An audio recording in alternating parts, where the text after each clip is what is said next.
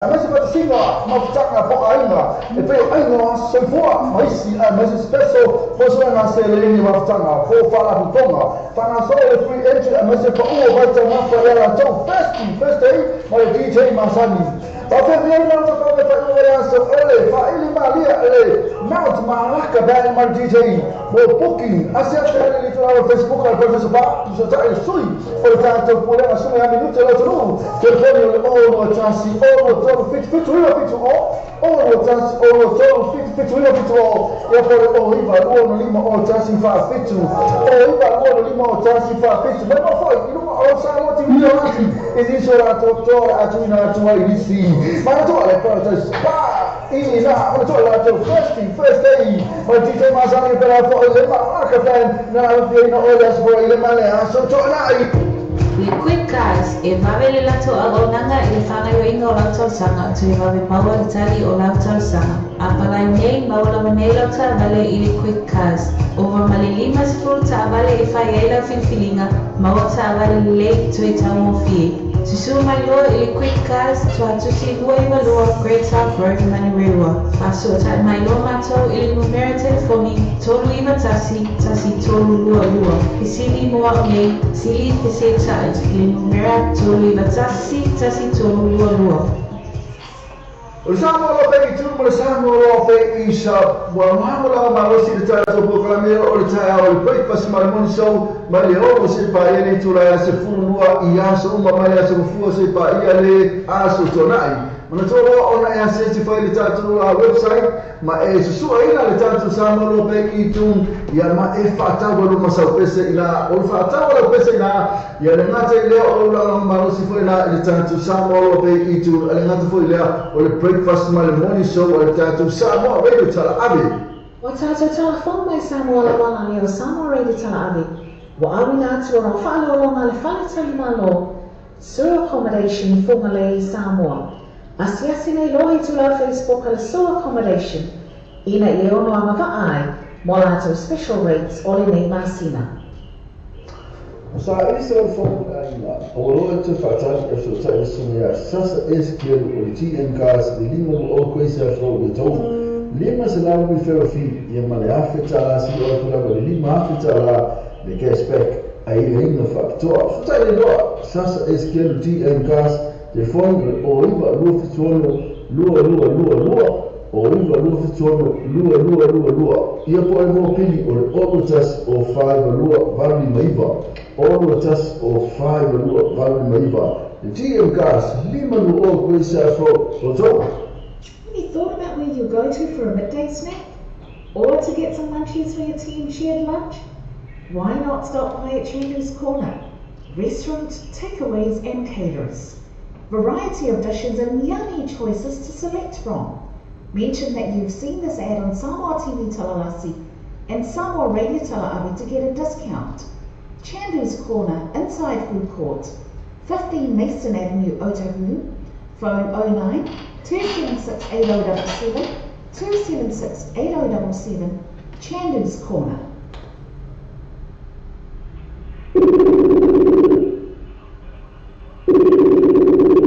Let any quality come to your Great South Road, Otahuhu. Ina ia se mai mola se men. Te sota ina dole any quality card. Telefoni o iwa, lua kituana ki kituana wha, lua kituana ki kituana wha. Pore olo tasi, o wani lua whakatiti, olo tasi, o wani lua, kakitoni whakatiti.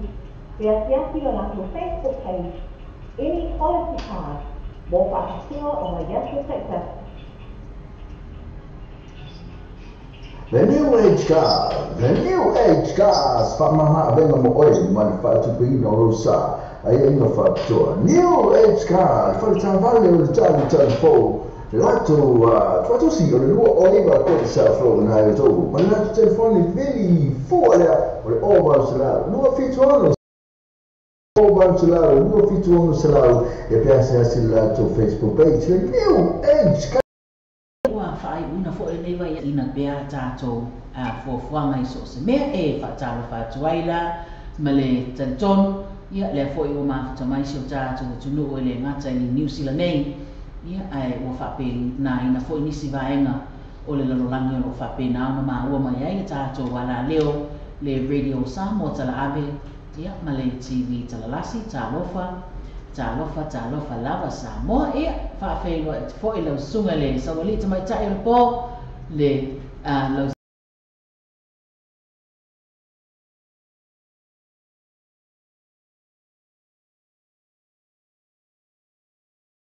sunga ese poleni ya malo le ono sai mai malo fo le tawa tai ya talo falaba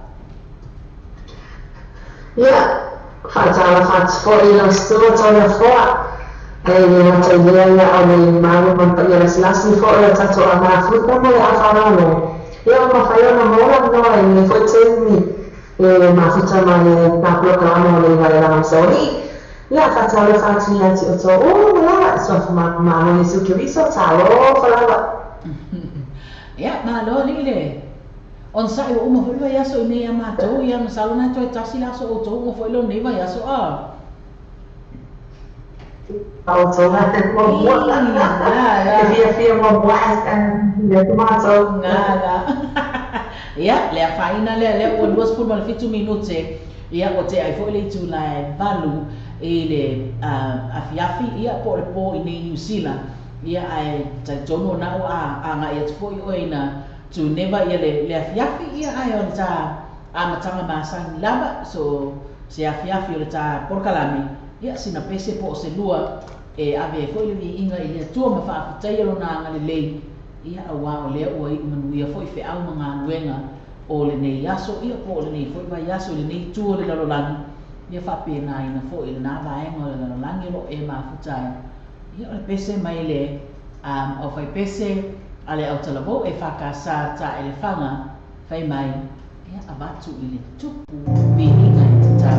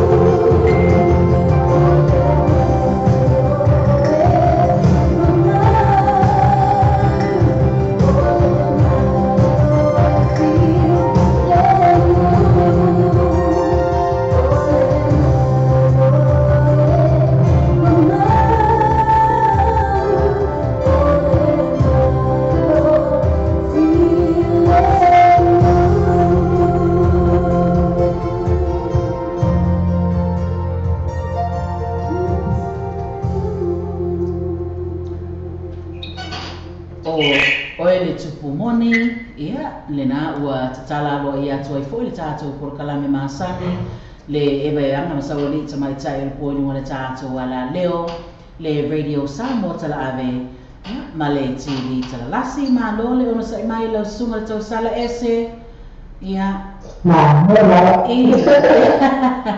ia le asa tala mai le na tunu Ya ideal ni cara faktor macam ni koi tulang yang mereka ya na cara wa macam macam maru mai ini koi tulang ya fiafi ya malo on sa iwalo no winga na wo manu lu oto ya ma to le wanga ya tu ya ina fai fo ia skaio le samara to ya ya ai fatalo fa alo ia sportato por kalame ile faletua ya pola an Rosal ale ia mai le tato company fo ile ale Western Union e Samoa ia le tato ma fa le fo wa ma fa mai le tato por kalame ia ai mai se fatalo fa tu ile mamangu se tato tu no o le wa ma fa mai ia ai se e fa wa tu tasi la vata earlier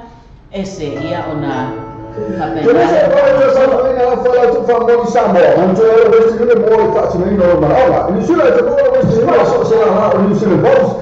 Pada Kiwi Bank, pernah buat my number one currency adalah foreign untuk Samoa. Sini mereka semua lah tu adalah foreign sebaik. Mungkin seorang sudah cari telefon dia, kalau kau number Samoa, orang berlima, dua baru orang berjasi, orang berlima dua baru berjasi. Biasa sila ke Facebook page. Mana coba Western Union oleh babe ia cuci lah tu lah Samoa. So betul. Tapi saya kira pada mereka cocok. Sampai okey ibu, okey ibu nak tahu balik. Saya tak tahu.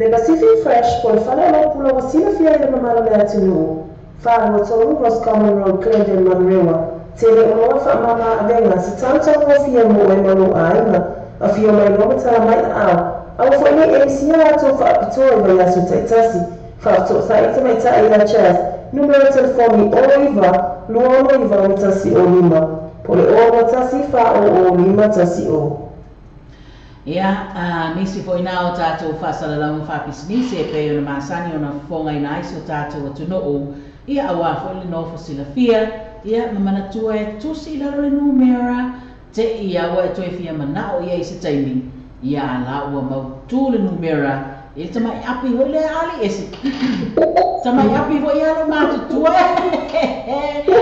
fai mai aluagua mera tamai api galega e ku ke le kongi i numero telefoni ia ngana ioe tusi lo i lalo pea e whaafonga mai ia wai te lei loa taimi te mana o mia ia alai wa a mautu ia numero te tono te mai api na ia na ava e asu e veli loa ia le Western Union ia awale la foina o tatou tupe Samoa ia fatalo fatu la i ta au malanga lea ua mafuta mai i le tā por kalame ese ia awa fo e tatou i por kalame le ua amataina faafeiloa ai atu la e le susunga ia Wellington Malaisa-ili ia leai mafuta mai Wellington nei ia le gata fo lea ia lea fo ua amata na gasolo mai saua lii o le po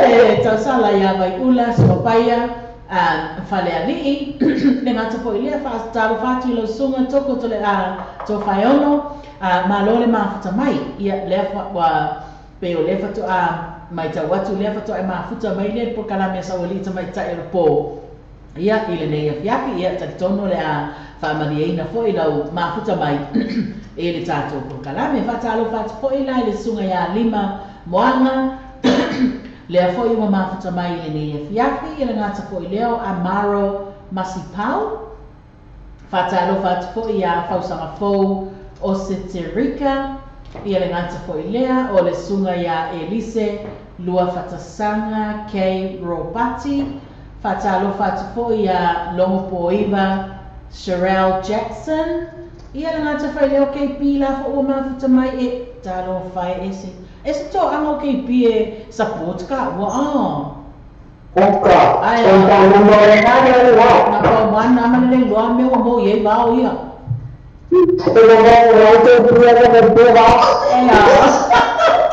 mau mai ia lele fatalo fatu fo ia tau sala ia tulu i tau ni lisi ia le o mafuta mai ia ele ngata fo ilea e fatalo fatu le tapa anga ia se ila plotu afoa le foi o mafuta mai fatalo fatu ia El Jalson Vetemotu pese swaka to e lau ia ia le ngata fo ilea e fatalo fatu ile tausala ia Maria Fasino ia le foi o mafuta mai ia le sa comment mai se o tausonga le foi mai o le pese nana amata mai e lupa por kalame ia o se tasi na o pese fia la mas ia isiona tina ia isiona tua a le fatu a le levana mavai atu fo ile mato malanga atu i Samoa ia ma lo lava le mafuta mai ate o le uso ia le ngata fo ileo Anna Molly leo o mafuta mai le tapo kalame le ne ia fiafi fatalo fatu fo ia Toma Ripple Savea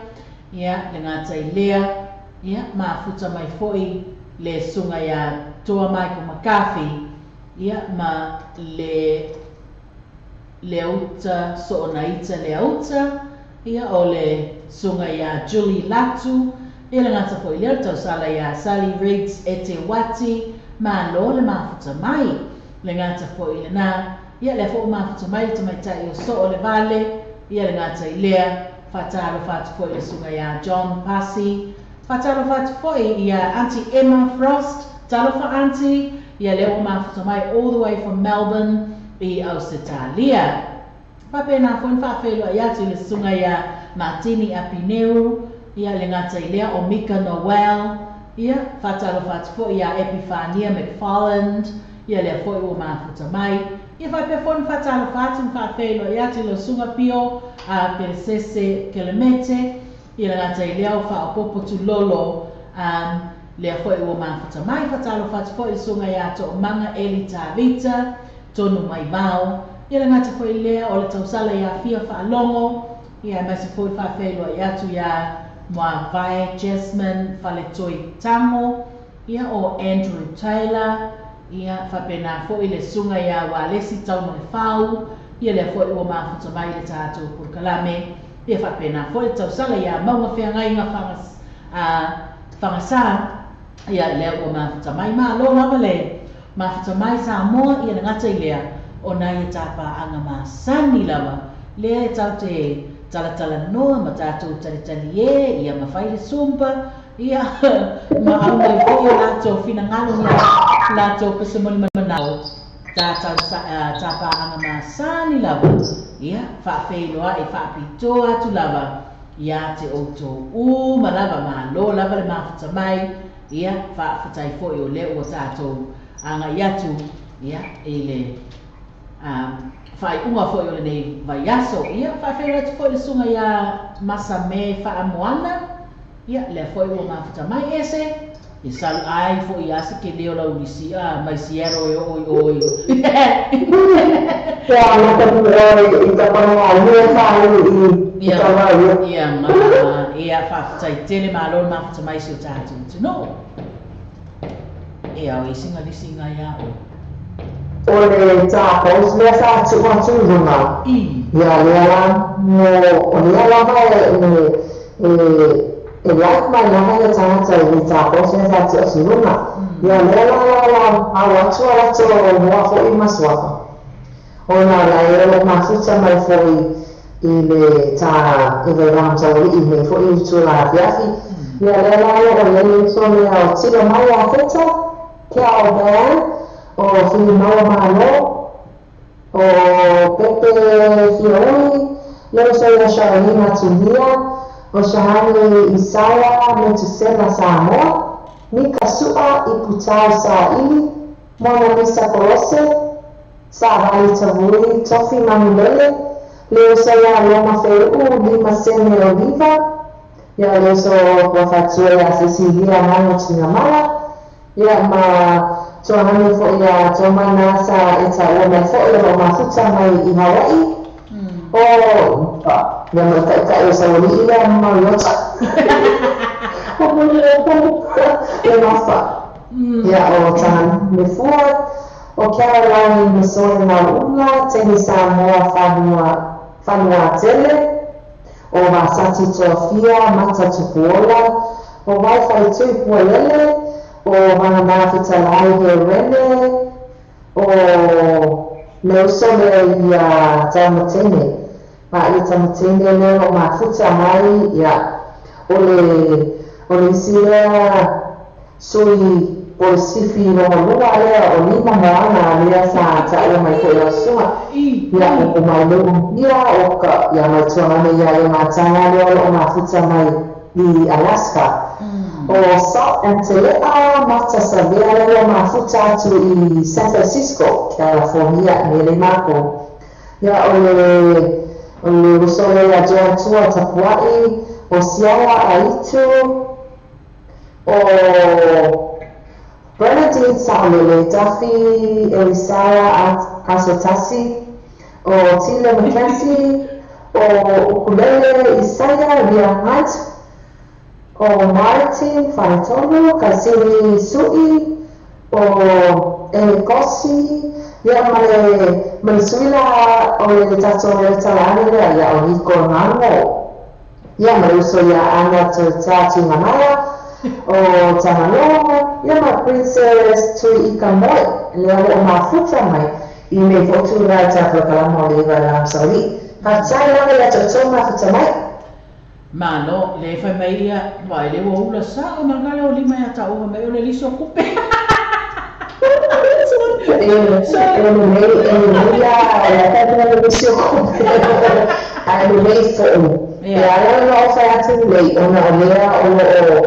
O mafuta manga to tele o nisi fo o whapena mafuta whaangoa mai tāpua karame. Ai leila wa leo o lawa tua i moa aea. O mera nga moe e mafuta mai e pēi tangata. Ia, e mo i lawa o lawa tua sua whaia o mānei lawa ia ngā fo e whatere ina ele e fia ma rātou. I programa fo tato ala leo. Ia e whakataya tunara lima wanga e le mafuta mai. Whakataya kore i whaia.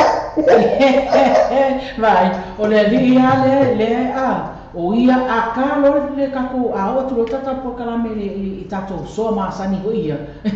A wala li e whakamana mai lima. Alu ka me kala sko alu vangi mama yellow bank.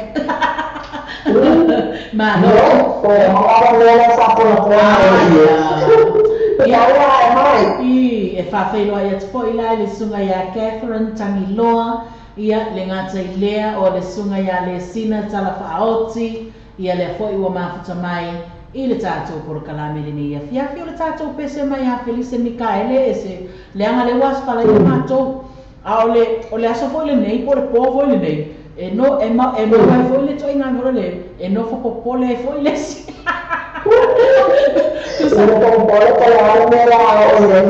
ia le nā sa nuanga mai mo a tu sala whainga luenga ni spapea alu le vai aso o ka whainga luenga ia ma maolo mera le waspala ia a fiua tina e whaatali atua a lau ma ngawa e anga ia luangi e ngā ole o le mea lau kupu ia wa amatan tau popole mama wa amatan tau popole tina rau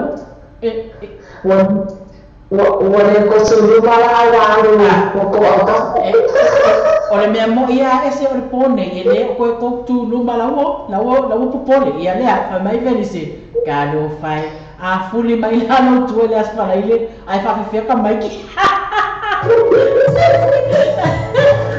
ia na a fuli mai lo tua se man ko ka mai ki la aspala ile nga ko ai ai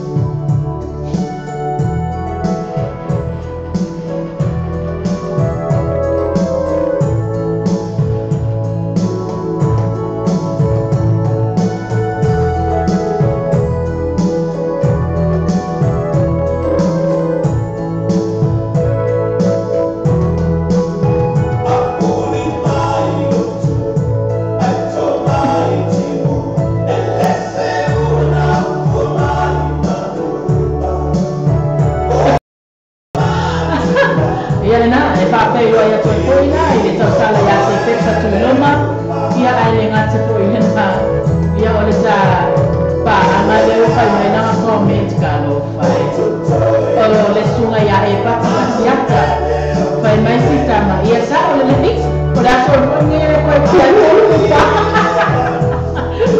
ako pole tiaka au te pole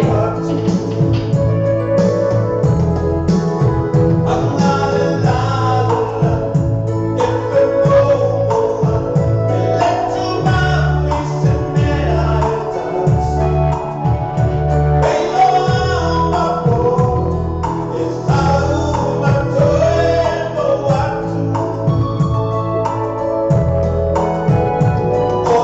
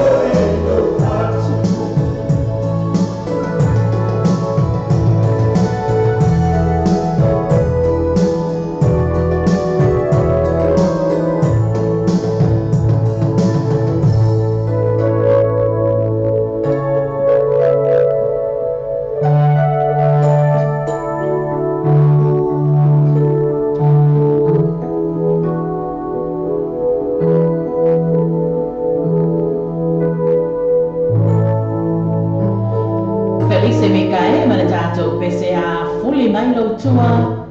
Ia ai a whaafewhia, ea lea whiawhia sorry. Mano le ona sa I whiau ngā nuenga le nei vai aso, ia le la tātou e vai masa o loto atua ia la ia. Ia se tau fuli kona school, ma le tasi ali e se.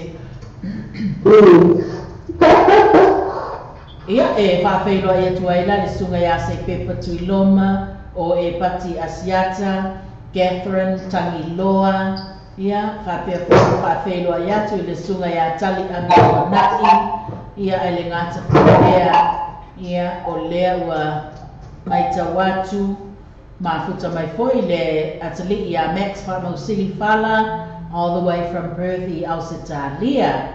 Ma lo le mafuta mai e whapena foi whaafeilo ai atu, I lau sunga tuli toi lolo, ia le ngata foi lea, ia o le kau tilo tupe sunga ia moe langi, ma ele ngā, ia le foi o mafuta mai.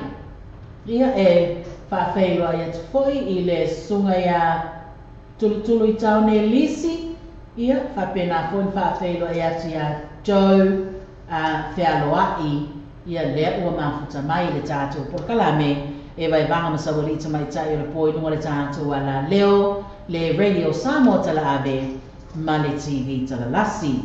Ia ua ala popo man vainga le ese, le ala whate atu luana tō pese, ia adi whaasolo ai leo tātou kalame wa tauana o so sumpa langa leo sa I masalo hotel lea tau sami vainga lo ke vai, ke sau ke whenga luenga. O ke sama mo kau mai la vainga le kapa anga ia. Lai tu I whai whale ai ngā awo ia e wa aira kau sa sami awo ia. I lea aia, wa te tau ai fo ila. Ia ona wha oso fo I tātou sumpa o le nei a fiafi. Lulu ai le vainga na, ia tau ni lo lea me whai o vai e ke maua. Teki. O le pese la le whatana sanga mai ia, ia le sunga ia Amaro, o Amaro, I whatana sanga mai ia le sunga ia Amaro, whai mai se I tama ia le pese le nā, langi le leile po. Se I momoli atu ai o nā no whaanga whapitoa lava, mo lana love, o tulu I tau ni. So le, se kau ngā, se kau whamoku e le ngā lau. Ia, le pese lana nei, e langi le leile po, le sunga ia tulu I tau, ia moli mana o mai ai, ia le sunga ia Amaro mo oe, I le nei a fiafi. Biggie Bird, DJ Roll, tell me to set out a record. But I'm not too, ain't no monster. Say, so much in who not like that. Baby, come on, who not like that. So they say, Kia, let's swing on love that. The way you are, I'm give me one. Let's go, bro. Let me get it.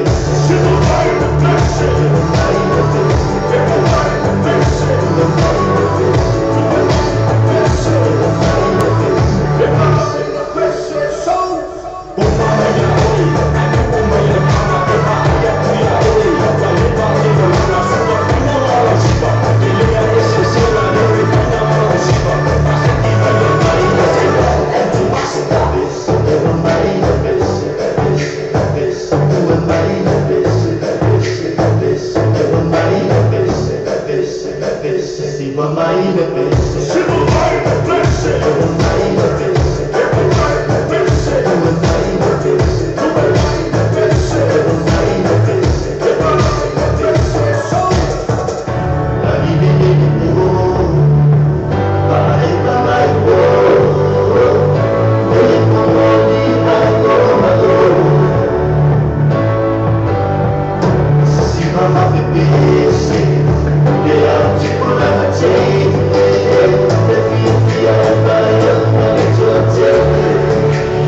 Siva mai le pese, Siva mai le pese, Siva mai le pese, Siva mai le pese, Siva mai le pese, Siva mai le pese, Siva mai le pese, Siva mai le pese, Siva mai le pese, Siva mai le pese, Siva mai le pese, Siva mai le pese. Ia, le pesele nai pe ona sa mori mana o mai ai le sunga ia amaro, ia mo mori atoa i ona alofanga, mo lana love, le tau sala ia tulu i tau, i le neia, ia pe.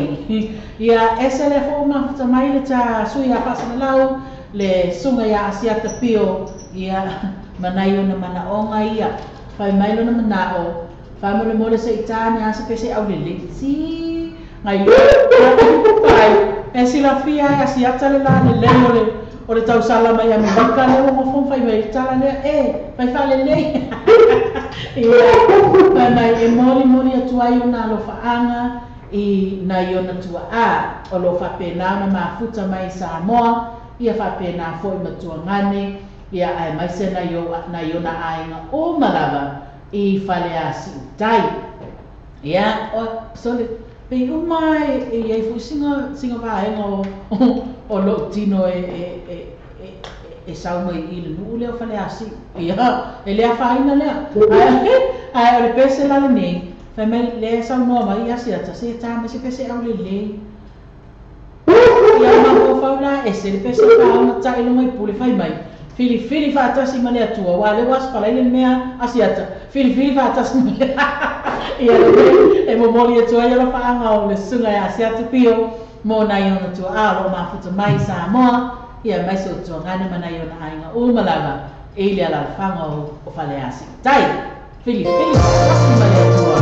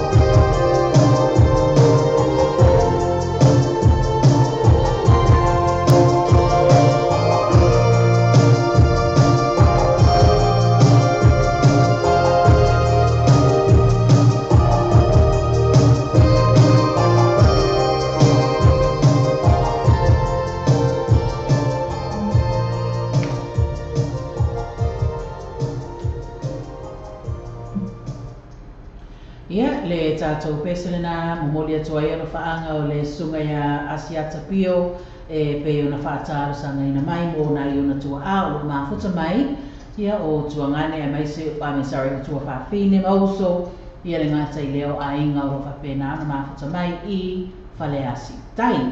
Ia lea ua mafuta mai fo inisia ta wo fou le tamaitai o Carol Clapp. Ia le ngata i leo e mani tui maunga o le tamaitai ia lua ia ma siona li ia leni whamausili. Ia le ngata fo i lea le o mafuta mai ta sui a whasalalau le sunga ia Epi Epa li ese all the way from Italy. Ia te nui loa malama ia Ikalia. Ia. Ia pataro whātua tau sala ia Siniva tai whila sua, ia le ngata i lea, ia o le whalatua ia Lasi Songa, ia le fōua mafuta mai i le tātou korokalame e vai vanga msa o li tamai tai o pōi nungu le tātou ala leo, le radio Samo tala ave, ma le TV tala Lasi whawhelo ai te pōi i le tau sala ia Sarah Tuitama, ia le a fōi ua mafuta mai i le tātou korokalame. Catherine Tangiloa, masalo ai po whafonga mai po le lei atu le leo tātou porkalame le nei fiafi. Ia le ngata fo i na ia o leo te tilo atu o lo telefoni sole. Ke lo e so via whaali ia o telefoni vāne whafonga le atu no. Pe mau vo i le pe whaima ika ika. Ma pe nga fon whawhelo i atu le sunga ia Lucy Bryant, ma lo lava le mafuta mai. Ia, o le tātou whangasoro pēr tātou kukalame. Lea e whapea mai le sunga ia e pati Asiata. Se tāma ia spese mana ia namo mātou i nei i Brisbane.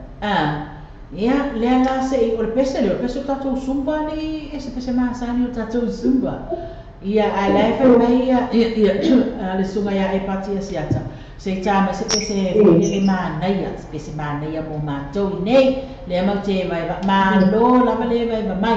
Pese mai a sive walesi, ma le tātou whawhiwhianga lea. Ia awa lo whātua i mō o tō umalawa, o lo māfuta mai Brisbane. Ia lava me ke Sicilian. Ola e ruka mas o samke inge.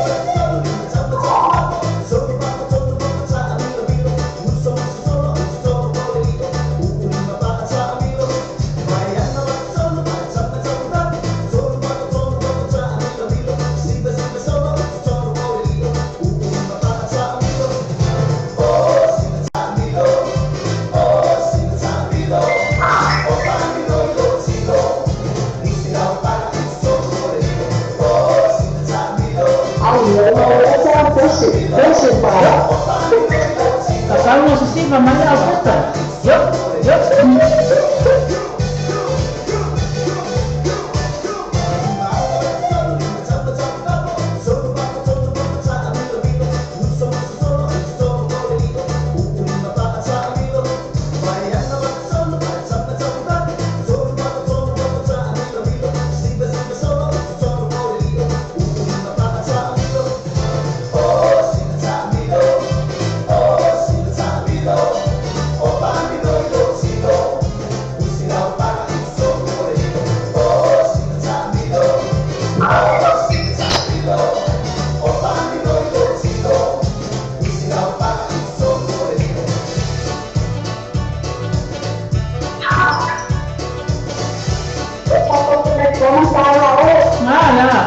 So my person, kaya kalau mau sumpah maya, terus terus salah.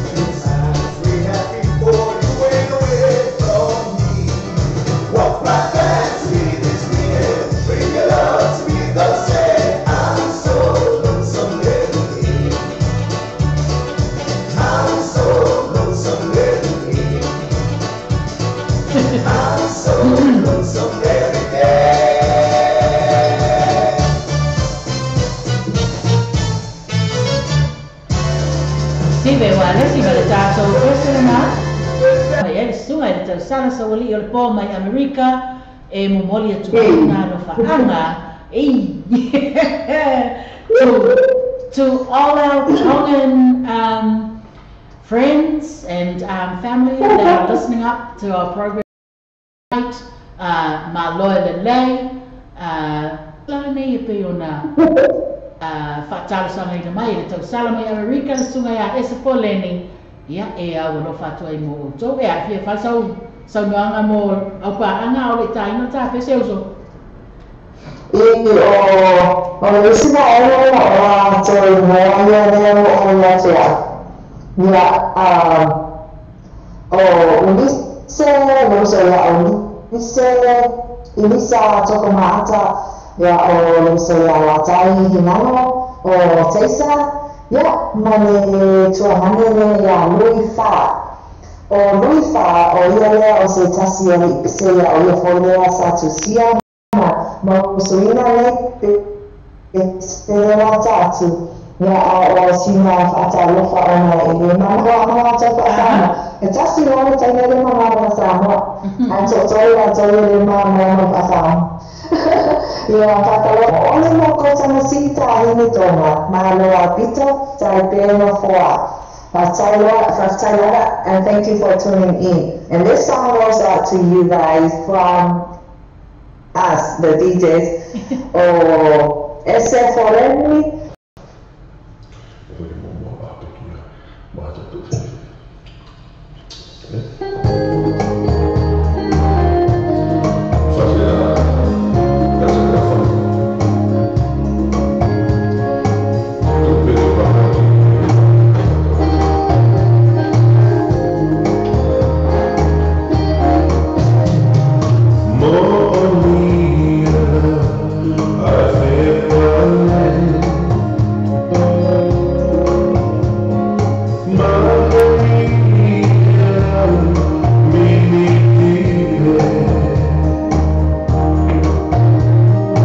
Ikaike ilo behenalo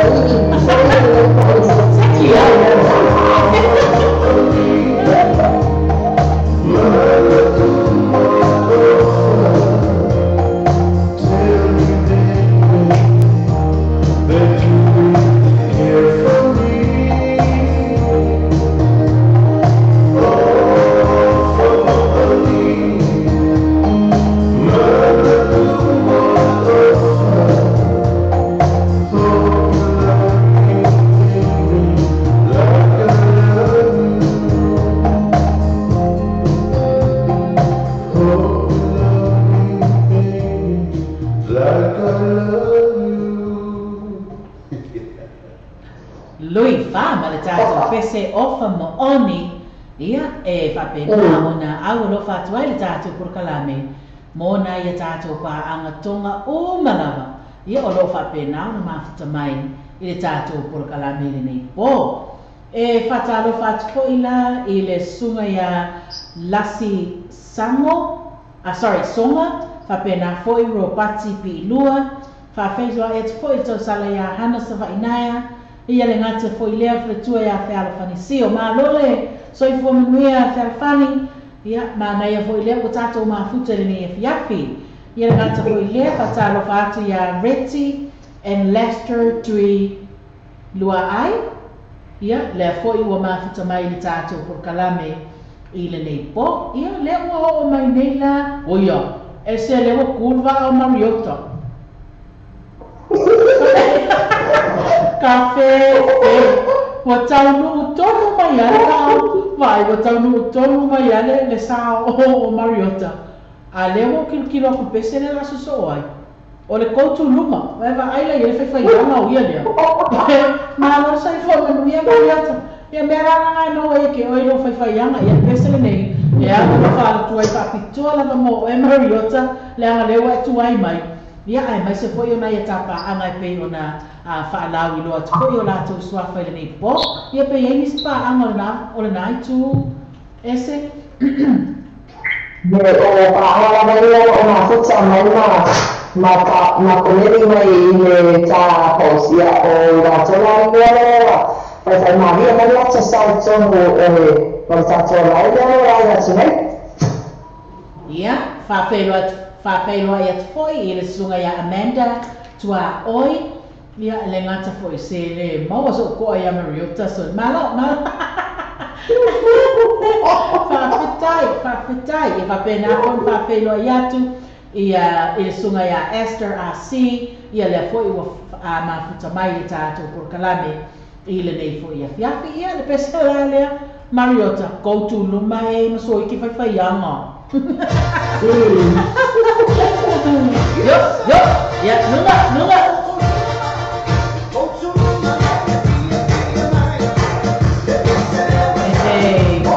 Pia mai o le paso la ia ka yo ai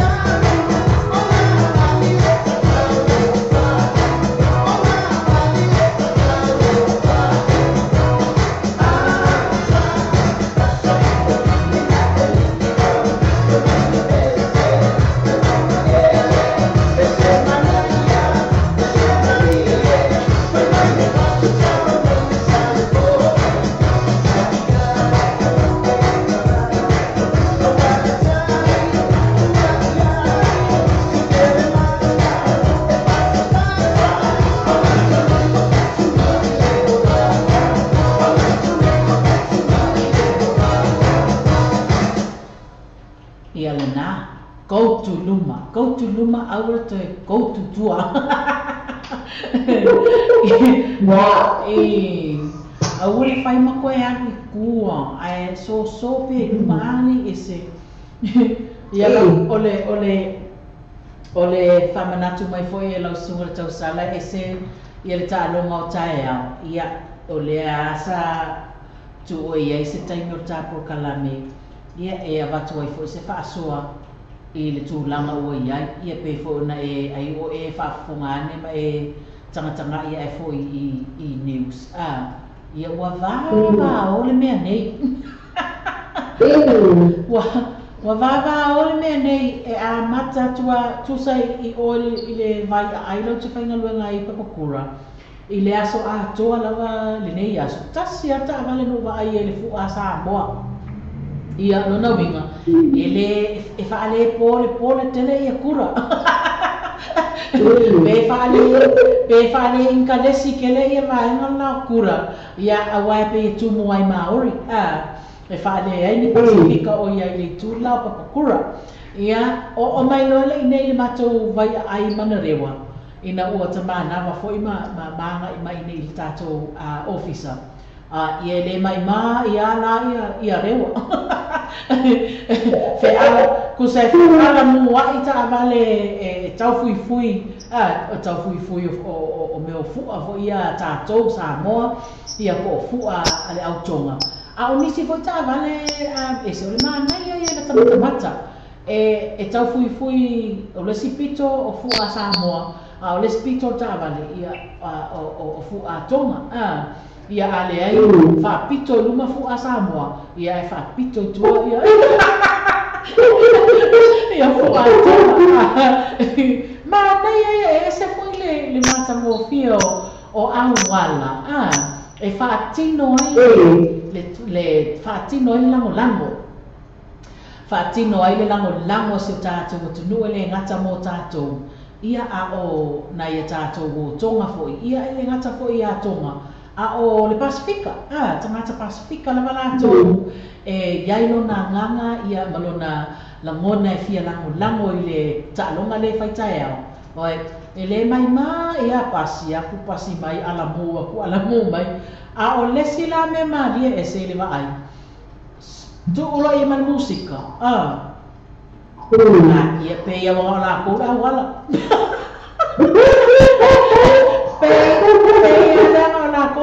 Alamu aku ka valele mo kwa ki nunga speaker o pese Samoa ia ale ai alamu mai sta vale awa ta fui fu tonga ia ai fa o mai man musika la tonga la to you know o le spirit o le spili le mana mia ai awala vane ia mai fa fita uli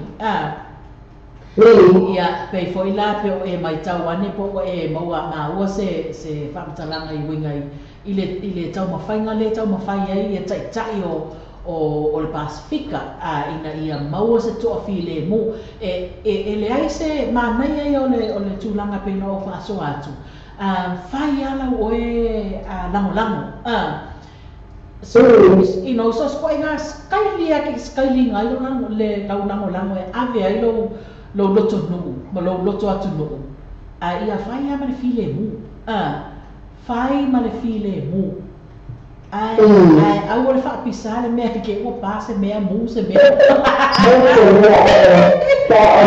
ia e avato foi na fotuanga al tato por kalame I le tato au tapua ia se tato fai file mu ma fau ile tua ina ia maua e na ia tato tamafa nau ia le loto fa maua lalu ia manuia la tau ta'alonga tae au. Awole so o nau tele foi. Ina nei a vea foi le nau tele.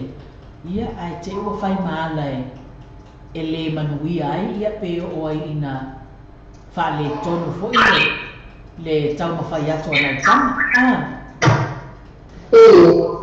Ai sa aue. Ea, le asa ue fautuanga le nā paen.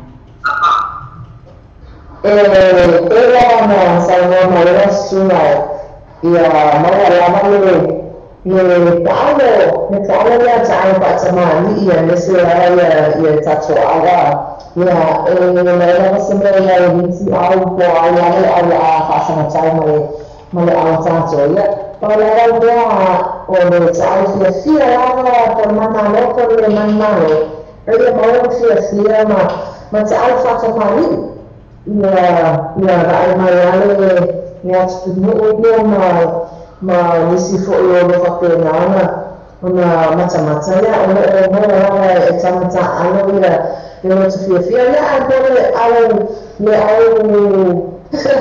au chios e papanae o whia rama se ne puana o nā fo'i tu o lo whapenana o le a whapena o na mata mai ai ta ronga na me whapena ia moa le so e vai ma ia mata pia mata puai whaalele ia ma le forma ia i manmania ia e tama whaina fo'i na tamata alo ia e ngata mea ia mai mua fo'i ina te iwa o sistu la leketo ia sa o loa sunga te iwa pāse mea musi ia mea ngāina o le asoa kua ina fo'i tu o le tōwai ai ia lena malo whaafitai fo'i mo lau whaasoa mai ia o le lamona alena o whautuanga fo'i na ia tō aletai ma ia whaifi se peke whaalunga kua o le walo no winga o tapua inga le la ia ila loi i me whai tālonga i Hamilton I think ia e a foi e te whaalonga tu ai listanga ele koe ngā tia la tia ia e manatua lava Yesu manatua e whaalonga tu foi la a walamu ke le anu o te mata a whaalonga tu e whaafonga tu foi e whaare tonu mai le tapua inga tangata la iu talani ne pose tonga pose a ngā paualau tala ai liwa e whai e Jesus loves you e ma ai lau ia e ke iau mo mali ale ngā whai e tala Jesus loves you ia na male malpisa ia whai file mo po le atu langa i o ia tamo whai ngā nei e tātou wala fwoi mwhanau ia maua fwori fia ia maua toa file mo ia le tātou pesela le nei e awalo whai tu sala alu ta pese lea ese e awalo fatu ai tātou kalame ia ma wha malosi au le tātou au tāpuai wha mua la au tāpuai ia le pese le nei mo outou mai o e la mawhai ona lava atu i le tāpua inga i le ai o le a whai e ta alunga tae au ia le ngata le na ia o tātou malawa o lo tāpuai mai so se vaenga la mo New Zealand ia ma so se vai panoa o le lalolani o lo whapena ia ona maua mai ai le tātou polokalame le nei ia e mai so le mai moina ma le tāpua ingo se tātou au le pese mai a vania toloa mau popo mai Doing this for all my ladies. I know you think yo, it sound like a lullaby, right? Bone thugs in harmony, baby, we so sick. We about to do this right.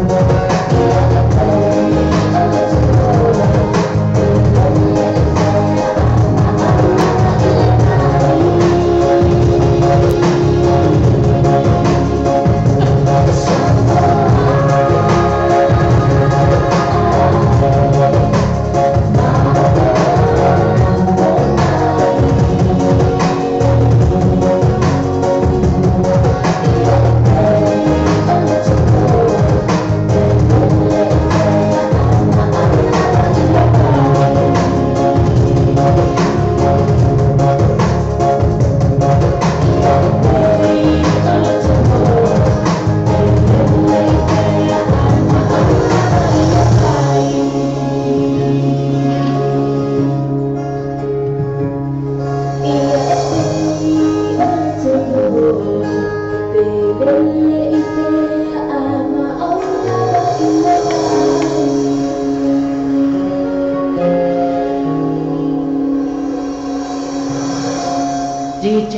Shotgun with Vania Taloa Malitato Pese Mau Popo Mai Ia Fapena ona awalo fatue Litato Porkalame Maiso le awe Vaiva Umalava Alitato Wala Leole Radio Samoa Tala Ave Male TV Talalasi Mole Autapua Umalava Oe ole ama fai ona lava tu ile road tato Talonga Ia oe fo ole ama fai ona mai moina Ia pe whafonga fo i le tātou porkala ai le tātou tālonga tae au i so o lava se vai pano New Zealand nei ia ma le lanolangi o lo o mawhai o na mafuta mai ia ma whaataritari fo i le taimi o le tātou tālonga tae au ia ese o lea fo i wa iaina i tapa ane fo whawheroa ia tui fo i lai le sunga ia Amanda Tua Oi o Marie ma to o masi alo sio o le sunga ia tai malelangi fui Elkana ia le ngata fui lea le tausala ia le mafo e le utongi lea ua mafuta mai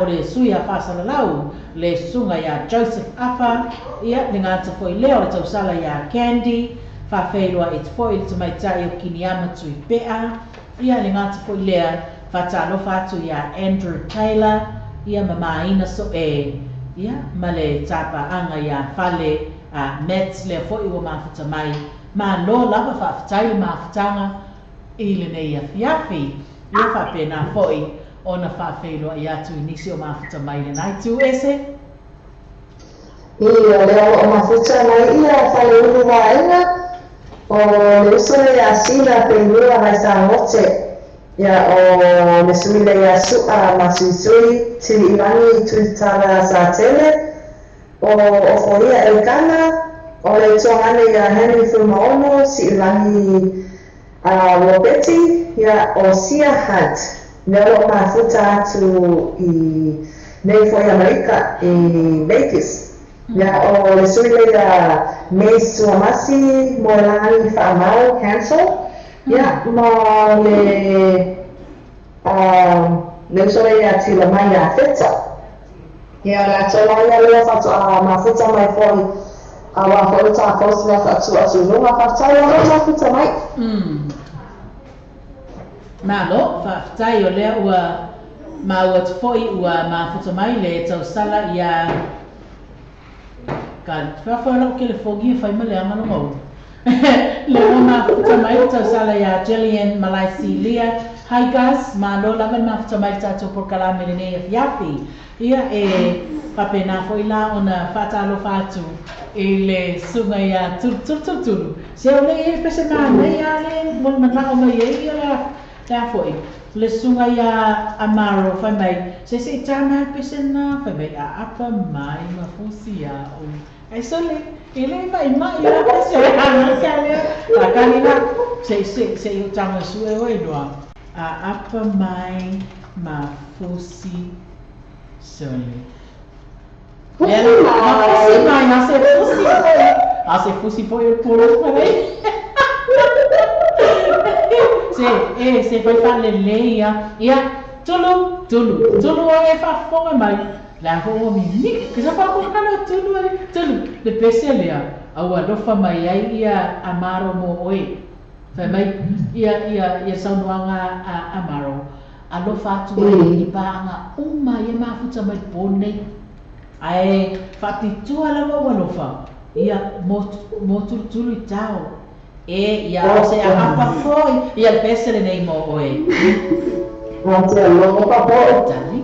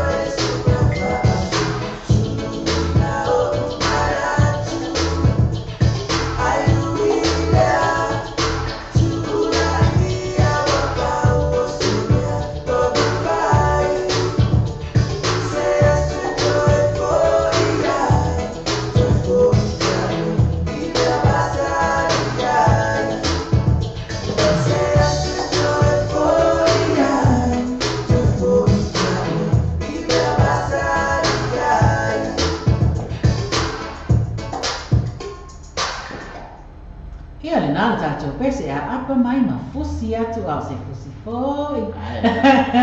Ia, pamena na wanofa mai ai a tātou paanga ia amaro ia mō tātou umarawa.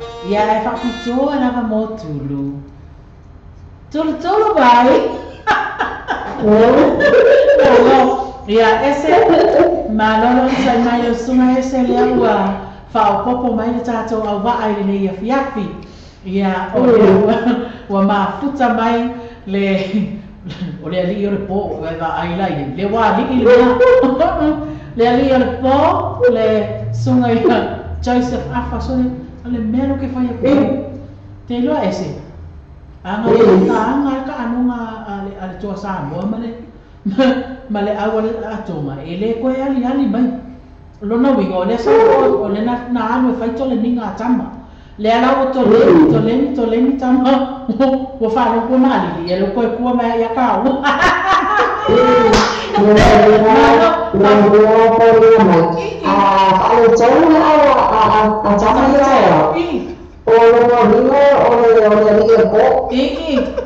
le tola ninga le liga le po ia Samoa ia whawhailoa ia tupo ila e le tātou suia pasara lau le sunga i le sawali i le po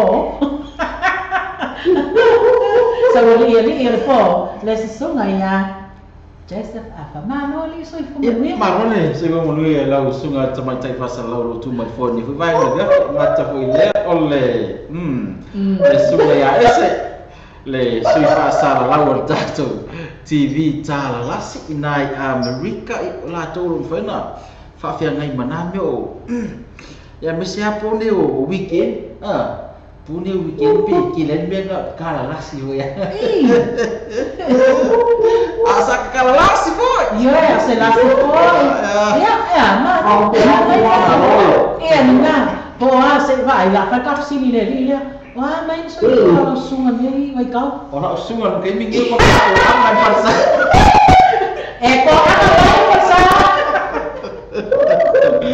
ia le vai vai fa ina mano tato tunu fa talo fa tu tupu matamali e ngata foi le o tama matua matina matua o su matu va vine ngata foi le le mamanu lau telo tato tunu fa tai le fa fa mai ngata foi le fa tai atu le ma fa tamai tonu mo tama lawa dunga pe ngalu le fa na fa ta sei le avião ia tole fo sayonara o lo kasei ya mesmo eu também tá ya esse na America mas não foi mal foi lang ma Mamalo lama se formou ela sula. Ya o me ela o tsau ko umani sa o sula tono fo e fa salia. Ya o me ela fia mo sa tsala ma ela sua pe a mai Nina, anak cama foi a mai calo mo tayao. Ya saroina la sunga ese manume pawar mela anfita ko ke le ropo la ma fu anga wai. Se la va pela wali ya ole o te tu ua nei le mea lo vana i tata o temine o lo leo ai lua si ufofonga ma sayonara le ngata to tono mauta malawa ia ale ngata fo leo to tono ta kai ko na o fa pe ia pe o le sima fo anga le wala i ona PCC la mai va pe tato o le ko alua ia ki ai mai sa ki weekend o amaka ko amaka ka masalo salo so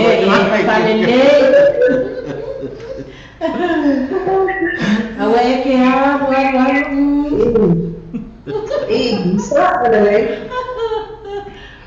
ia malo fa fitai ole o e ma tamai tato por kalan a ole melo ke fai aku lo tala li Joseph ka luanga ma fuka mai ka usala Amerika so le fai aku ole sa wae mai ia o la fa long vai tele weekend o tele no fa long vai weekend to tele fai do me ko lo ke fa pe buia number 1 kai ole sa ole nang lo ka ba kira mai sa mo ole seka le seka mai feri ale famalo ole mea nga mo le meta ko nga ngele ole pe nginga kau kere le Ia malo whaptai ia o la mona foi le fia na ua mafuta mai ia ma tau mai foi lo sa ia ui lava na ua anga ia tu lele ua te ale tu la se fu ia ai la le a faina le o mga faina lau sala i o le tatou pesa le ngai pe o na moni mana o mai e foi ia o le susunga lava le nei ia amaro o ka se fai pesa le usa o le tatou sui o le ai o maku ngei ang ka pesa ia nga a pesa le la so ai ese o lo sei o Mariota o le ioe o le sauno mai Mariota se o kafia ai se apu se la fia mea tu mai ai te si la fia o e fa pe foi le sunga ya Joseph o le kamane ka nga ma ave la lo me le fa ka lo makaya o le so ki lo la apu Wata tau ai a fai o le ia le fa la ko ba ku le si fa tuanga a fai o le te ta pena te alo tapua i tato au le lo a numa ave ia se apu a vai tasi lo ku sa fa e pera ale o mi wa o le vasco minute le fa ta lo ma tu sa la ta na fami o apu ave tu sa tau sami ta iwa tau sami le apu a o le ia matata longa ta ma lo longa tau sami le si apu ea ili lo fa ili lo fa ili la alu le si fast fulu minute to tau sami le si apu o maltalo to tau sami le si apu fa le ya wa ai a fai la inga la bana le dua iyo la bana le fa se la le apu mori la apu kasi mori iyo a fai ita no ya le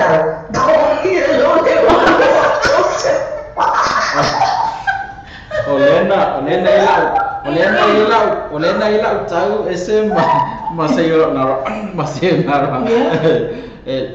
ai lu ngil apu na uma ai lu ngil apu yang anu la ai lu ngat fangu vai ya ko to mai ia no novinga ia ole pi ba ngai fu la lu ko ese foi no ficar mo me ne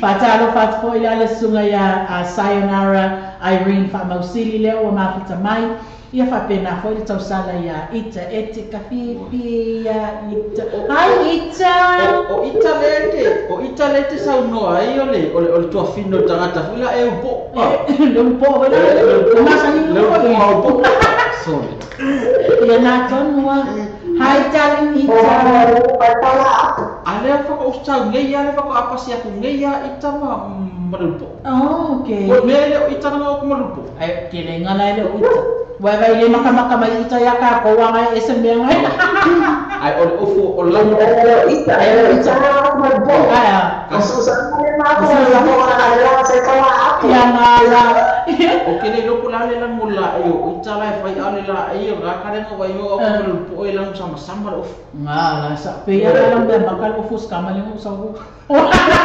Fatalo foi lá no sunga ya mai o a tufunga le o mafuta mai ia ngata foi lea o le tausala ya fa pega va ale mafuta mai I Brisbane Australia ia fa pena foi tui lolo a toi lolo ia ngata lea o dua tua ruta le o mafuta mai ia ma lo lava fa tai le mafuta mai ia te o to uma lava le ngata foi lea o malai ma mea le foi o mafuta mai ko tufunga fo mai le o mafuta mai ia masau e malana pese mo mana o ia le o le pese mo mana na le nei pe ona fa tsal sanga mai sunga ya Mariota fai mai mami ta fia ai la se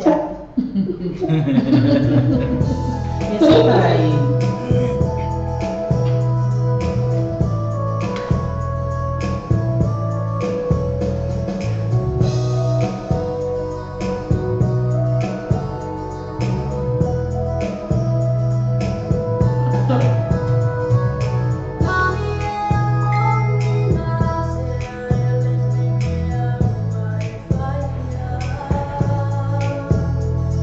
Wow.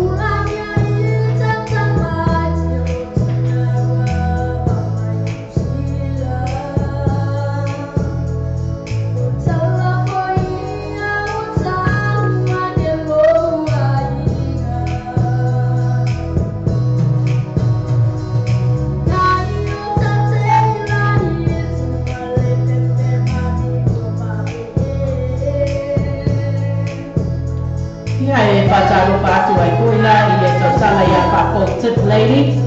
Le mafuta mai New Plymouth. New Plymouth. Ia whataro ko te la tau mwhuna whafonga mai ngata ko ia sunga ia asiata le matitala noa I luma tata. Le tau siriati asiata po la po whani. Le bango. Whataro whātu ai koe sunga ia ioku le au pepe. Ia leo wa mafuta mai tātou ko kalamele ki.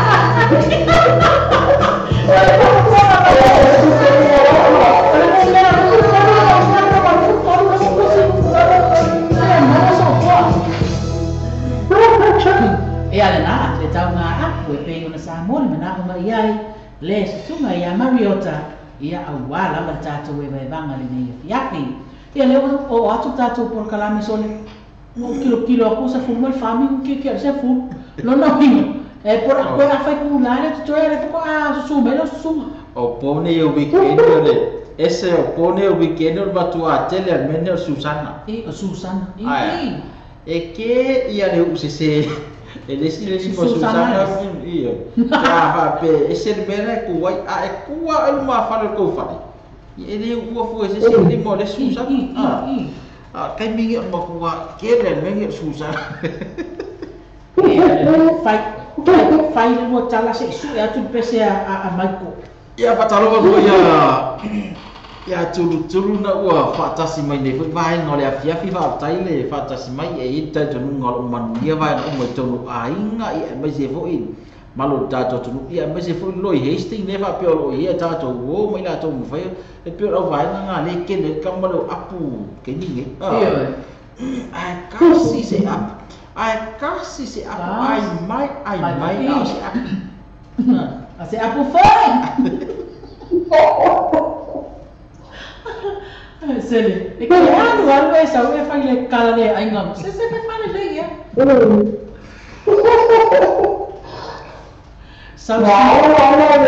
Siapa semua kau imai ese paling kau. Ole ai nga apu nga kilo ai nga apu nga ro ai apo ko makenti. Oh. So Pada wai apu nga ro la ko kenti. Ano ko marka ko po ole o Asiat. Pawan meo ke po ke ai apo ko mkepi marka mo. Marka mo tahan. Michael say what dilema ia message si astamo Michael al fal vela velo te su atuale o mo o le mo tonu al pese mo mana o mai ia Michael fai mai o le pese Sausiva DJ Noise. So I've got DJ Noise here and Sausiva I am fai ona message mai ngale le link mo mane telefone. Foto nga sunga ya mai ko wana te lu friend male tato tai tiu te ni vai na fai na sen mele link sen maya ya ta sa o joina ro ia na sumba mai lo na ai dia tu lau i wai mo ki no a pesa sumba pesa ya fai mo fie tato ma ba de ala se pesa sumba ki lo al pesa kan ye de dinga mai ko pesa mai ka fa ngale ko ave ko mau fangor ko inga ia whaatalo ko foi I malo tato tunu o loo whaata o to lia I ngase to tonu a inga ia o to tonu e kalesia ia po tonu foi mautanga se ngase ni foi vaenga o le afiafi al fautuanga ia mautinoa le inu leo fala au sa whaato muina tato fo mai ia mautinoa fai wha leo ofu mese lau I nei New Zealand e moi a tonu tele loko la se tala le tau na ia o tau ese ya matou nei New Zealand amata ole wa kaunga sama te mini ale malu lu la pe fato a winter matou te mini ese le malu lu le ma bolo no fai I lunga le malu lu fai wa le ma chou sa malu ya masao o aso malu lu murmur ya lana masao no ma chao ya ona watu wanaona mafafana mavina toya moto ke longa nga umanga malo ko nga kaya ay mafafanga ro manginyusin kai fatalo fatu ile sunga ya sabai menile o mafuta mai tato por karamene ni fiafi ia ile ngata fo ile o Ken Welchi sing Bagashi or something sorry pese ingi kia ia pola venaka o namaste awe oi fa funga mai me ese it's either pola venaka or namaste ya malo ole fa korea ngar karebi ol fa samo ngai apu apa samo le namaste ole ko palesa I love so fun. Silly. Vai. Le sunga ya Michael fa mo le ele ma u le pesele fina ngalo mai ia a mawalo longa link ia na tu wanele lunga ala tau fai atu ia la le faina le ali ai la tatu se tatu pese mana ia le ia to vai na le se tau sai le pese tamo ia se pai sakau ya ni mo fai Tapi sih ya na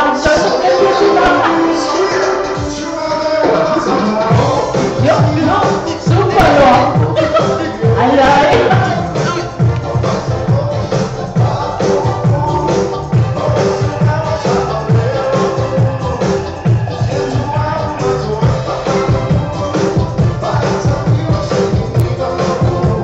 Ingin baca, yo.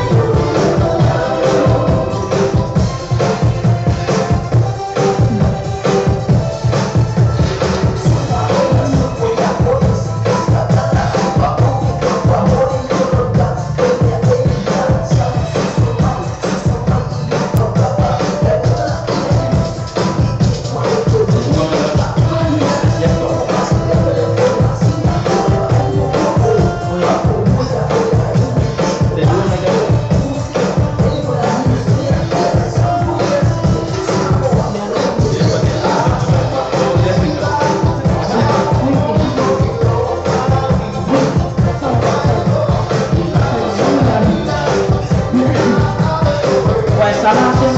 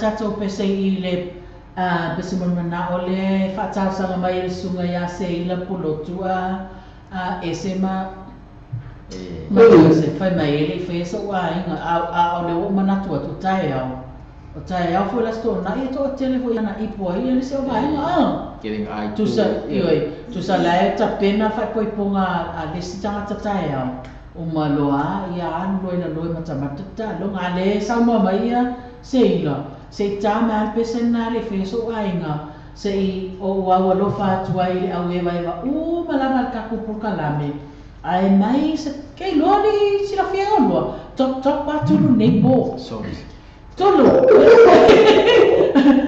le fo ta lo fa pitola la va ia le uso ya se ila mo o e fa mai ai mai se la va ia tulu Mariota Cecilia Siniva se vai ia male au va alta to por kalame le boy la usunga tau sala le sawali mai tai mai America ese ia ai mai se foi le sawali ri fai yanga le os vai fai lengo vai fai lo sua fali o susa ai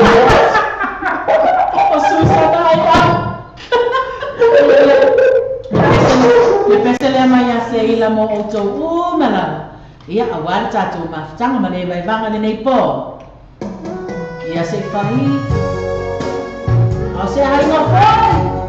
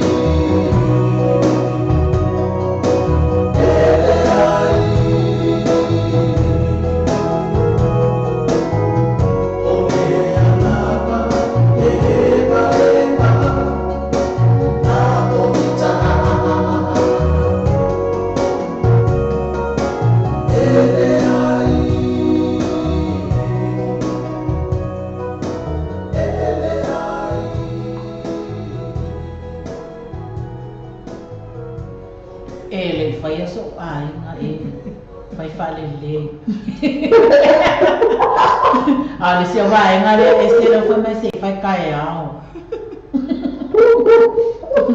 Fa me se fai kai ao ko ai ngo.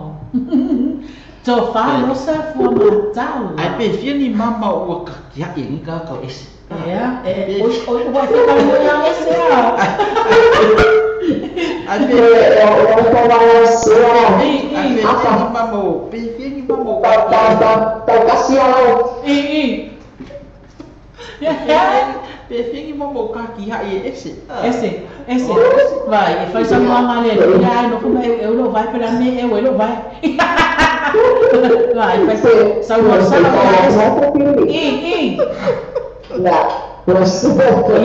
sua afa e casa não fala mama eu que não fala mama minha mamá é acostumada com ela minha que fala mama Morisi la mama la cosa ya mama oleh sangat kamar oleh dengan cosa para ahí cosa mama la semua casi la mama ya me fui ya jadi ya le conhece mama la wa fuli le finca kenye iyo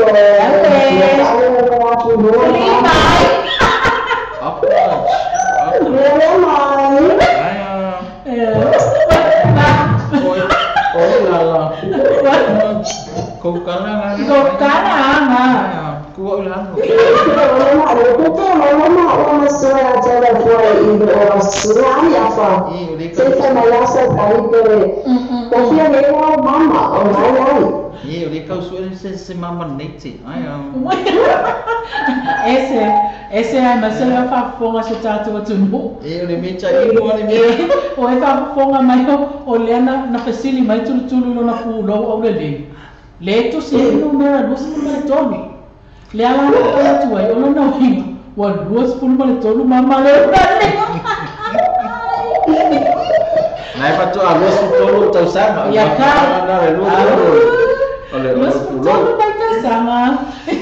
Ya, fakutai malo lawa sa mai so tato tunu. Ya, mai so tato e le vanga de nei po. O le pesele nei mai le tausala ya tulu i tau ne lisi fai mai to faro sa fua matala. Wow, kau. Apa ya kene mama ai fai mai ko faro tulu. Si. Malo. Ka ko le fia mongi mama e pa. Yeah. This song is to dedicate to all my friends and my Facebook family, especially my dear Amaro, Masipau, Malito Auva'a Setolu, ia Maleva Vanga Sawali, ia Lengata Ilea, ole Mamalo Shetatu, Tunu, is right. Ole fato fasi stau salah ole tunu o te o poni tulu ya le pesele nei mai le tau salah ya tulu ya awala ma shita tunu o ile nei po sau no ama kuai chole kwa o me le enjoy ngai pesele malo dai Jangan forever. Ya apa? Nalo le sai fua. Kakak ni bukan apa? Kalau kuas, kia buka dia le. Bukan mai.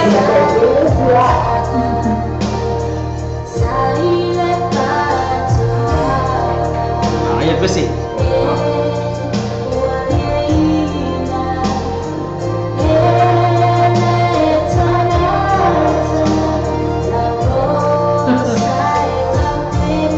Pasal apa pun ilahi le semua yang kita lemah, dia dengan saya au pion yang ayo kita, mandor mah, mai.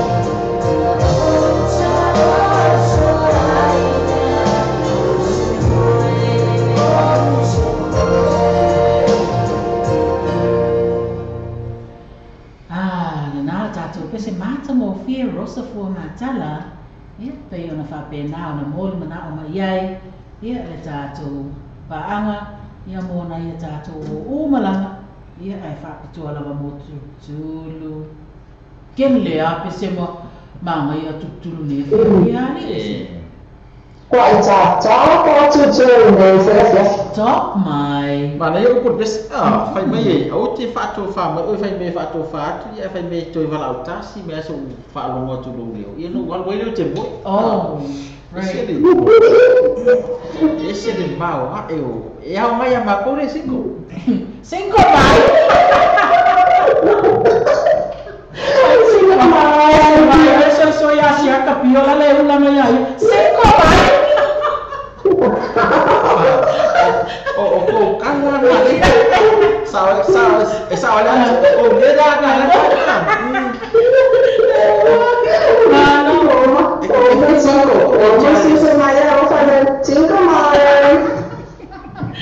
Ngamai doa cinco mai. Se qual é a número? Ia cinco mai. Also cinco. Ia ngano, pa petai lava le sua le nei foi a fiafi. O leana na faile matala a wa fo le talo na tai au. Ali Joe langa wa tuai mai losa ia a o umana na ave fo isia ma ua tamai a fotuanga ia e fa pena fo ino tape na pena yesu tatu ko tunu wa ole na fa yatulo tala oi I papakura me la te ngalue e kasia na va le aso ato da sia ta va no va ai fu asamo ai wo ma I mato pitunu no mana va ngal soli zoom ai como I fu ai fu asamo fu a tonga o le si foi me mata mo fila le va ai o le si tava ali o le si tu le fu a tonga a le si tu le fu asamo ano na pito mo fu asamo ai pico I fu se pe fare le pi fa kanga fa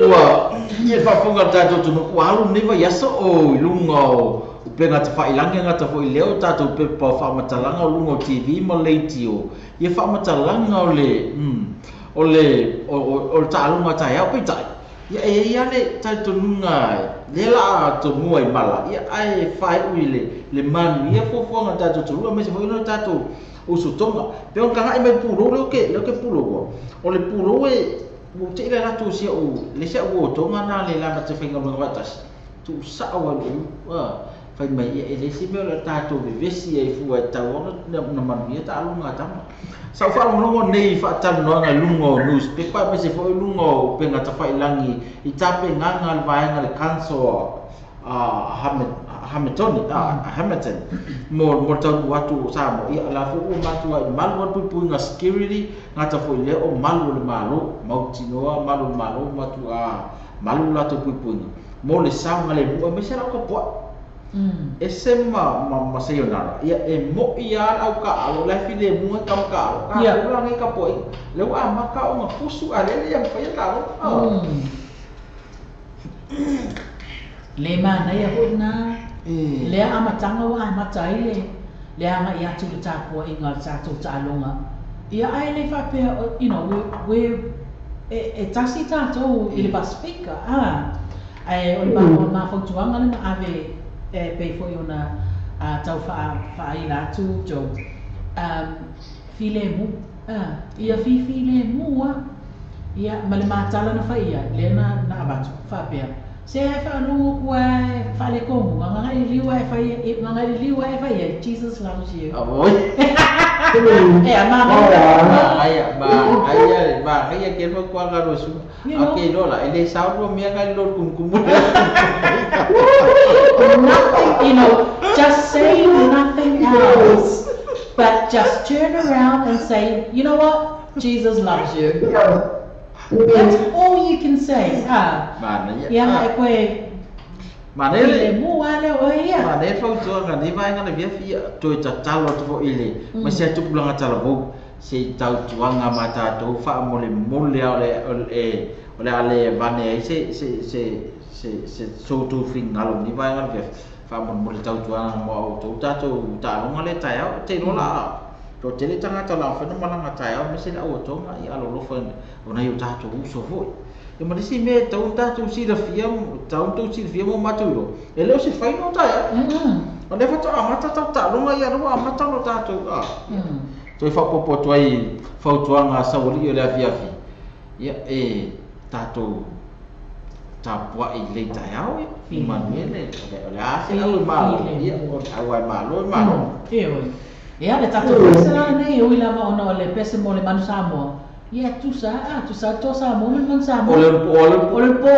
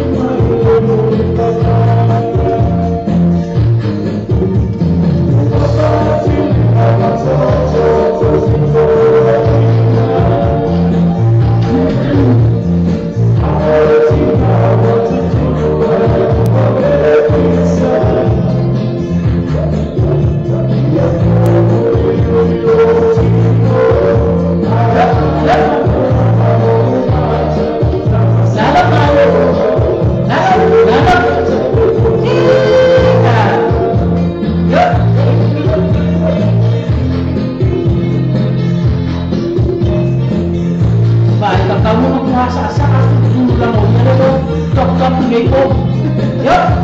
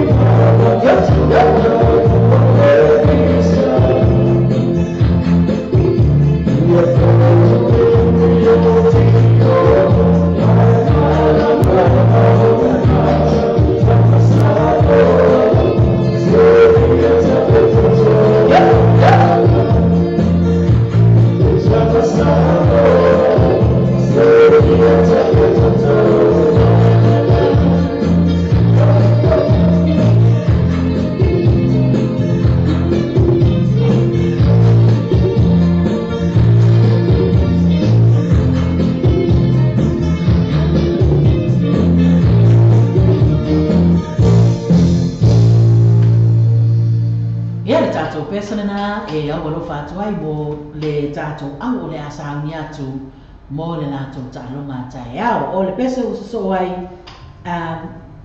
o pesa mai vai vai o pesa Mai le sia na ia po. o pesa fa mai fa solo mai is one of my favorite songs. O pesa le fa mai fa solo mai wanga le lang e ma fa vai a o le moe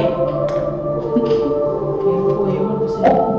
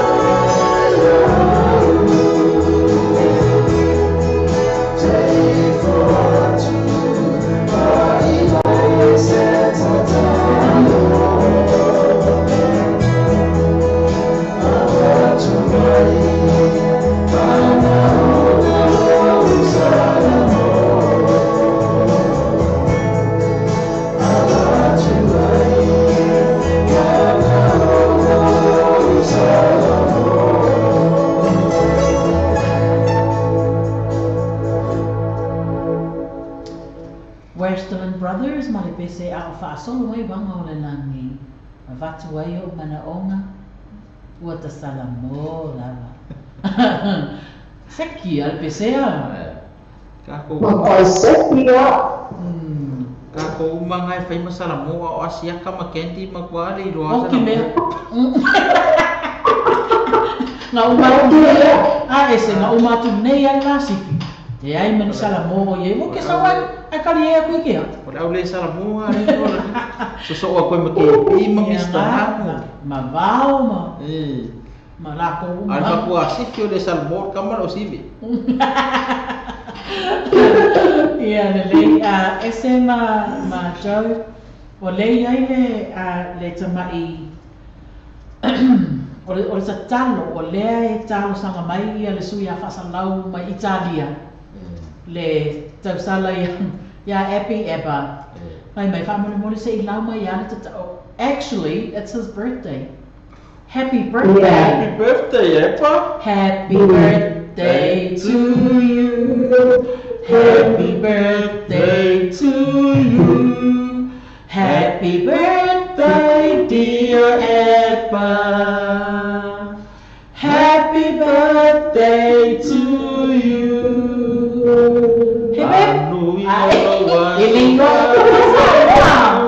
Manuia loa sofana. Manuia loa sofana. Ya manuia lea tua. Hip hip. Tatoro mai. Ya lele o leana wa le pana fa sanga mai ia tausala. Ia sei lau atu le tatalo le mo ia e fa manuia ati le no naso soifua. Ia le la tilo atu ia. Ia la o le fa papalangi uma a o ke le roma. Ia le fa pe mai le sunga le tausala. Before I off to bed, now it's 12:28 a.m. here in Italy, which is Friday, the 3rd of November 2017.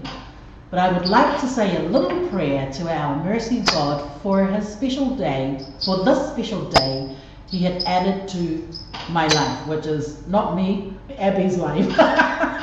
Okay. Thank you, God, for giving me another year of life. Thank you for all the people who remembered me today by sending cards and good wishes for my birthday. Thank you for all the experience of this past year for time of success, which will always be memories, will be happy memories. For times failure, which reminded me of my own weakness and of my need for you. For times of joy, when the sun was shining. For times of sadness, which drove me to you. Please forgive me for the hours I wasted, for the chances I failed to take, for the opportunities I missed this past year. Help in the days ahead to make this the best year yet. And through, the best year yet. And through it to bring good credit to myself, happiness and pride to my loved ones, and happiness to the new creation of my life, and a joy to you forever. Amen. Not only that, I would like to give thanks to my parents for taking care of myself from the baby until now. Thanks to all my sisters, brothers, in-laws, aunties, uncles for your prayers. Also thanks to all my friends, all my families and friends. God bless. To you all, love, love, love, love, love, and big wishes to my own birthday, to his own birthday. Happy birthday to me, myself, and Abby. Happy birthday, darling. Happy birthday. O le tatalo na mai le tatalo a Abby ali ese. Sekia. Ia. Taltono na mawaso a Sofia Fia a telenia mia lofa. Ia telefone au cuddles and some hugs. Ma nei au ia manuia tele lo asa soifua. Ese ma Joseph. O leo ke asa fukasi.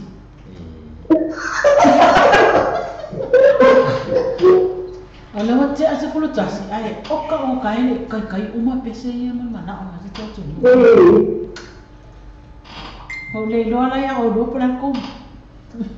Lamberton fai Joseph.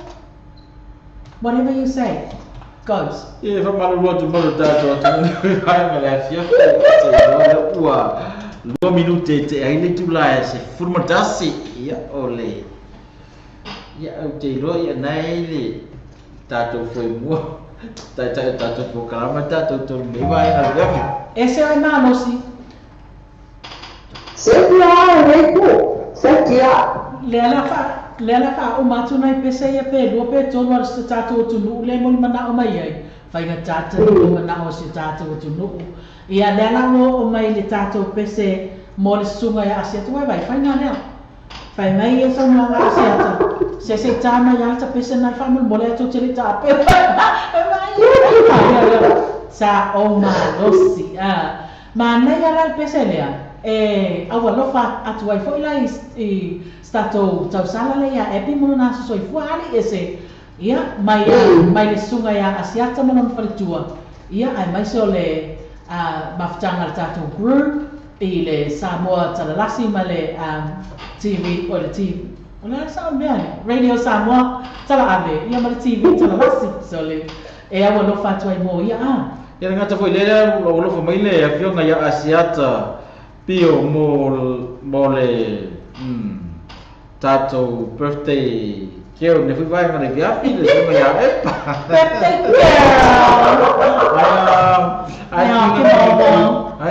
ya na lo pamela vio nga ya asiata ya pose suis fasa lau si dia tato ofisa ne fui vai ngare viafi ya lea le watu epa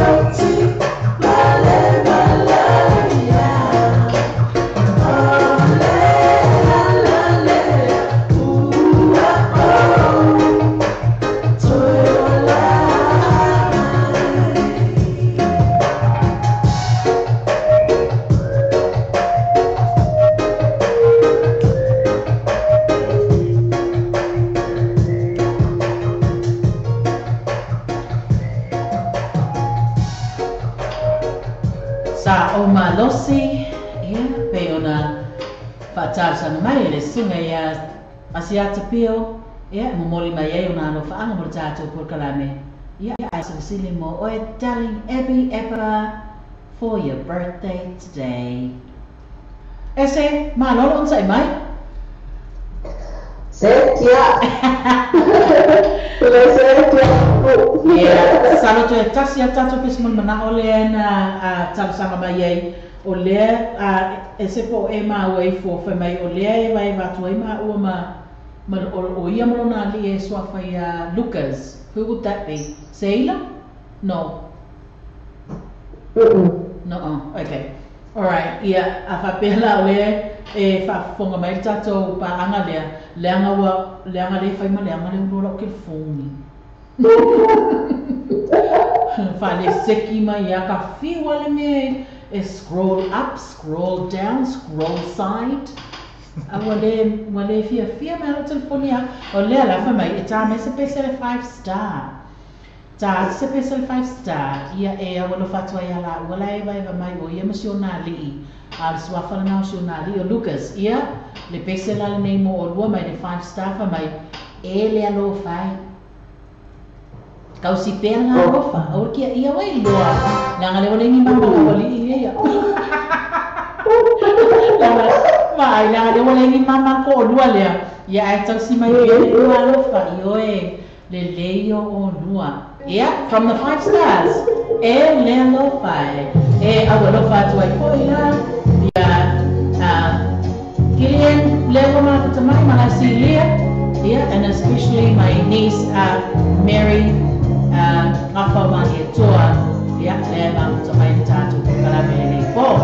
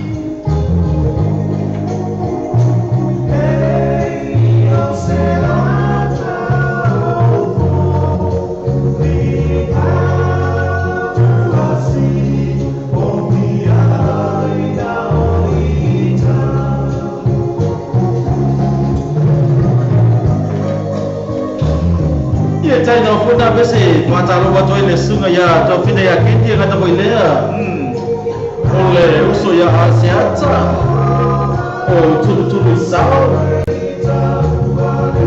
ya bese sunga ya sibe wale sina ka funga mende ku ba na trafi ya mana tuwa ile por kalamea ale sunga ya sibe ma lo tuwa ka ya bauta ya aku nengalo baru jatuh dulu ya ona. Dia masuk ya sibe walesi ile aso saya ile Kiwi Club inai Mangkar. Ya ada semeje baik saya baik kalamatina jatuh di warna jatuh warna ese apa ya ese.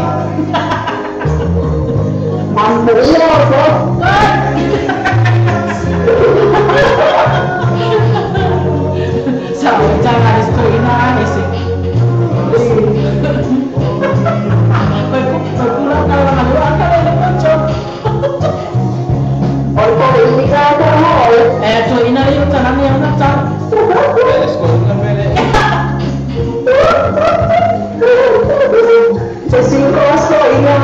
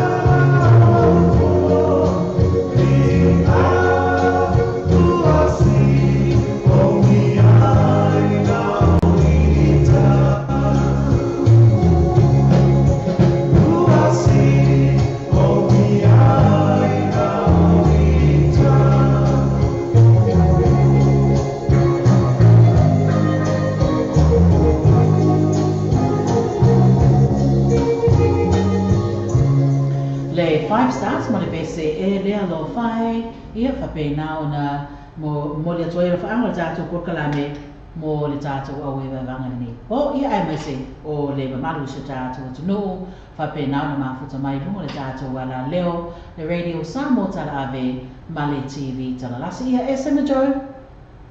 Ua se fulu ma le ono minute o te aine le tu lai se fulu ma le tasi o lona winga tātou ma le pe. Tātou ma le pe. Yeah, so no mai o tau sala e whai umai ia o na ma ka o ma tuai le nei fo itu. Ia tātou wala mo. Ia le tengi mo le tfo le tātou whama lo. Ibu le tātou a mafuta fo i me la whalo o mora mo kaya na mafuta mai ai le. Tātou plokalana fo le ia wang sauri. Ia tātou tuna me a tātou mafuta mai. Apa lama esse macho o que foi essa se pensava que ele já tinha ali foi já fafongado e aí Maria ele fala outra hora sai a cena na tiama e não vai perder se sai uma hora se filha mas filho não e aí nesse lado ele já faz a mas ele foi tirar a fiafi faz sai lá a teta mas o tamanho ele vai teta. Olá, eu sou o Rei Marika, esse colônia, yeah, so foi. Mano, va taile on sai mai o le uso ia, lau sunga Joseph Afa. Ia, mo le tu fafta tele mo le tātou tunu le fui whainga le fefi ngata fui lea o le fui mua tātou sā ngata fui lea tua fine ia ese man malo tātou a inga mo whai o na whātasi mai ni whainga le fiafi ia o le tu sai mal tātou po kalama i te lola tātou toi whirai fo si malama momu au nei ngalo whatasi mai le aso a tai au ia lela a malanga atu i Hamilton tai au e tu ina mai se li poti tu sao pe whasala ma tātou tālunga le aso a tai au lo na winga ia le a maus tātou fiso o tai inga tai au le mo le tapo inga malo tātou tunu mai loi Hamilton ia ma le au whasalau fo tātou ofisa se teimu momua ai mo tenei ia manuia tele fa so mani va nga le fia fa ia tu sa mo so i fu me manuia to ono ne Joseph Afa ia e fa malo atu ia o do suma tu sa foi male tato por kalame ia ai mai se foi ia o le fofonga ina o le vai vanga se tato tu no ile ne fia ia ai sa mo ai pa ngana balea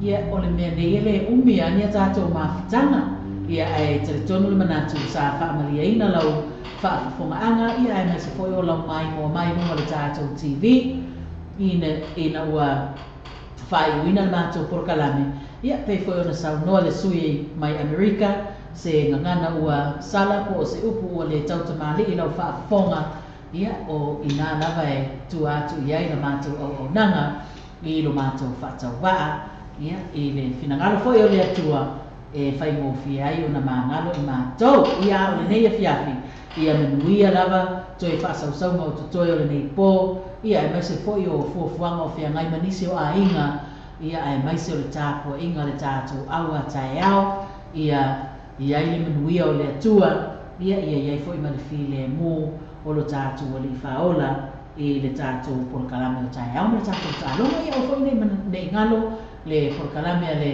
uso a whaasalalau po le tuangane ia sive tae au ia a le aise mea ia ngai iai ia tātou wana ale jau. Kako whero e ngai a sive le aso a tai au pia mai a mai tālonga tai au pusi meo se fulu.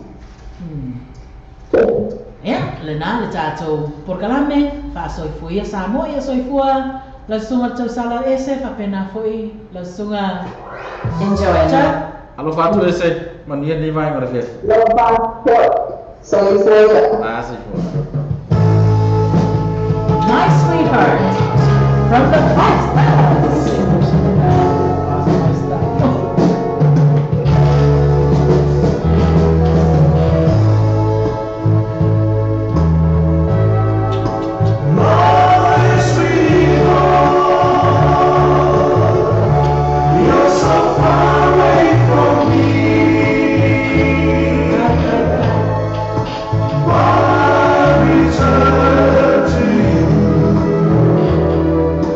I love you so.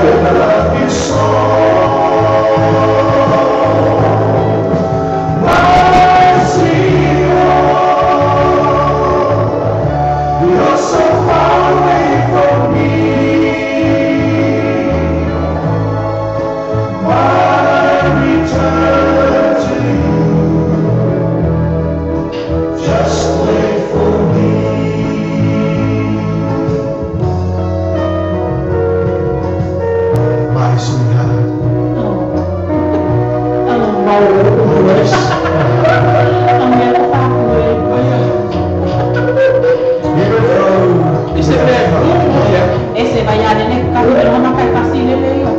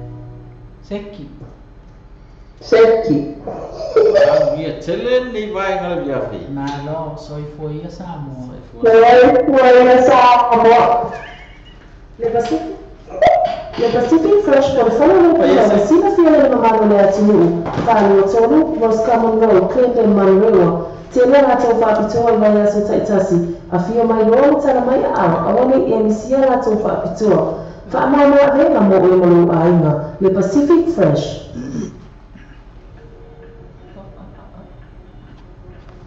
le falo sa vale le patio motor. Jij dan naar toe een schaaf